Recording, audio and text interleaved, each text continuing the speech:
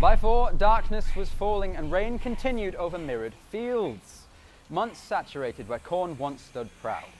Sludge swells, ulcerates in rains. Silence as thick as manure spreads, equivocates. There's no sirens, no shrill voices. With uncanny pause, the storm breaks and static builds. Quiet in the west. But yet the council, of course, have provided an infallible warning system. We find out later. In the moment I sit pressed at breath-misted windows, early December, watching the beautiful, unstoppable motion of water with horror. The Eden River, distempered and enriched by climate change, finally freed. How realities change the weather. The water reaches us by 8. We almost open the door, but think better of it. Insured. We are insured. My mother repeats it like a spell as we half swim the drive. The septic tank nicely cleared. The garden gnome's all gone, as most ornaments for now. I do Hasselhoff impressions in some nightmarish Baywatch. Plastic bags tied around our ankles as waterproofs begin to bulge and slosh. Small victory after an 8-hour wait for no fire service rescue. We'll get to the road out by 20 miles of growing floodplains, passing our neighbours who are busy putting up Christmas lights, beaming in Bermudes who barely notice. I have a kind of shell shock. Thoughts in the vortex of the storm force. My mother's meds to sort. My stepfather mute. A stunning vomit. No music on. The lift that comes courtesy of family with news report. Hourly updates of the Lake District relocating south, up north. Bit surreal, really. We save very little. Feud over spilt milk. Blood sugar on the floor. Great time and place for accusing. Asking who knew least. There's also the slight important questions of where we'll sleep and what we'll eat. It's late, but we make it to a supermarket, still barefoot. Act reasonably, if not inconspicuously. I buy essentials. 70ml whiskey, packet of amber leaf, a loaf. We were like pirates. Shipwrecked with a treasure hoard. As I drip, freezing, limbs limp down aisles. That smell of cakes and sweets. Not sweat in river water. Sewage and leaks. That telling scent of being up shit creek. Also, there's the whiff. The apparent appearance of poverty about me. I can see it in the way civilized eyes suddenly start to avoid me.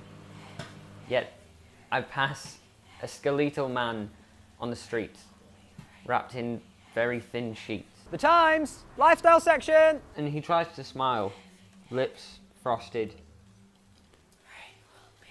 holds out his polystyrene cup, half full. I give a cold pound, brassy-eyed, my own all-season eye. Funny how a light that never goes off, and works only like that. A dash of dry irony. After a hug, warm toast, some socks. So babies and wonders. Oh, it's just the kind of hotel I love to stay at, I said to this off-duty squaddy. He greeted us at the municipal pools, like we'd already shared digs before. Midnight was a phosphorescent atrium, weird. calm and effective space. I said to them the yellow fluorescent waistcoated angels. I could sleep anywhere. Recalling the supermarket doors, the look of the lesser fed, unheeded. So I settle myself in delirium of displacement. Whir of generators, hushed newcomers. I'm up at least 3 times in the night. Along the line of the colour bag, contorted body, rose, so at sunrise, our commune is complete. Later on local news, when I am interviewed about funding cuts or some local saints who come to help us, my head rattles like some empty vending machines. The interviewer had a metropolitan accent, actually, and she found it all very dramatic, perhaps something by Aristophanes.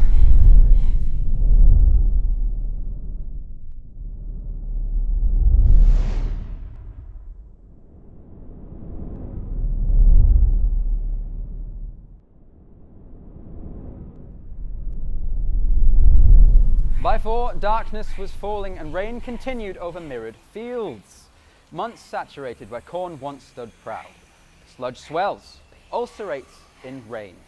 Silence as thick as manure spreads, equivocates. There's no sirens, no shrill voices. With uncanny pause, the storm breaks and static builds. Quiet in the west. But yet the council, of course, have provided an infallible warning system. We find out later.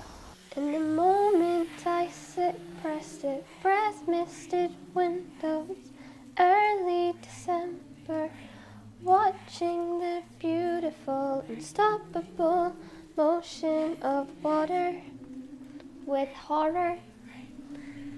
The Eden River, distempered and enriched by climate change, finally freed.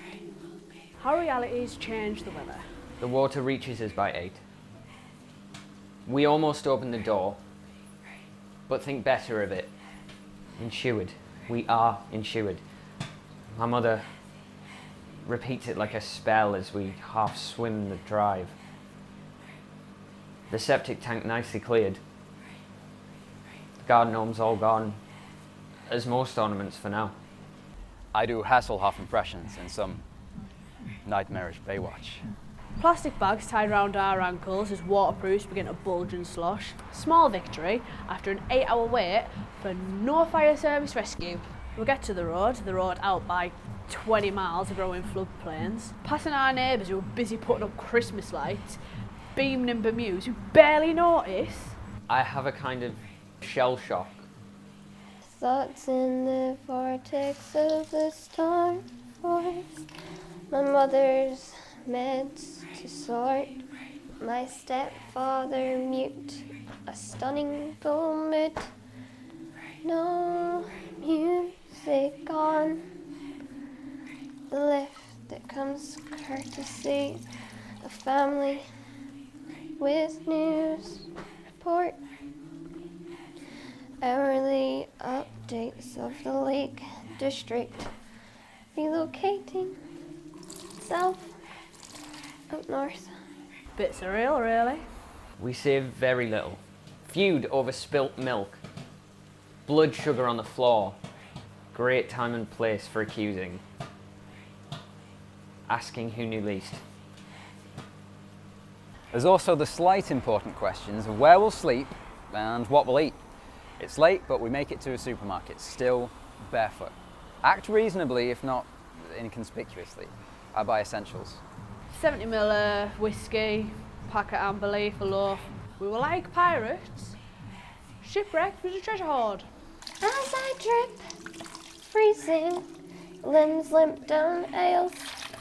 That smell of cakes and sweets, not sweat and river water, sewage and leaks.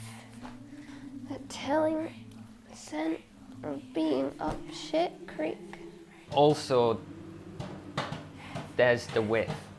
The apparent appearance of poverty about me. I can see it in the way civilized eyes suddenly start to avoid me. Yet I pass a skeletal man on the street, wrapped in very thin sheets. The Times! Lifestyle section! And he tries to smile, lips frosted,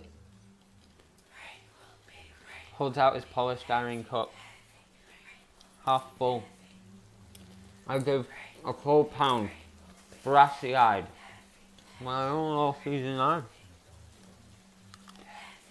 Funny how a light that never goes off, and work hungry like her. A dash of dry irony.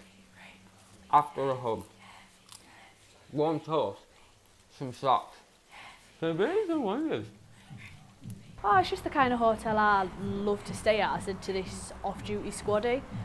He greeted us at the municipal pools, like we'd already shared digs before.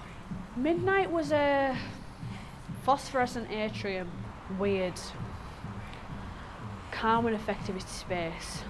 I said to them the yellow fluorescent waistcoated angels. I could sleep anywhere.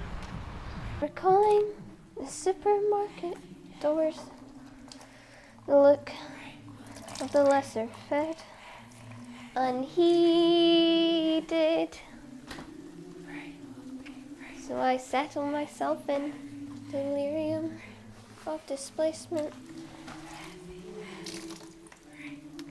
Whir of generators, hushed newcomers.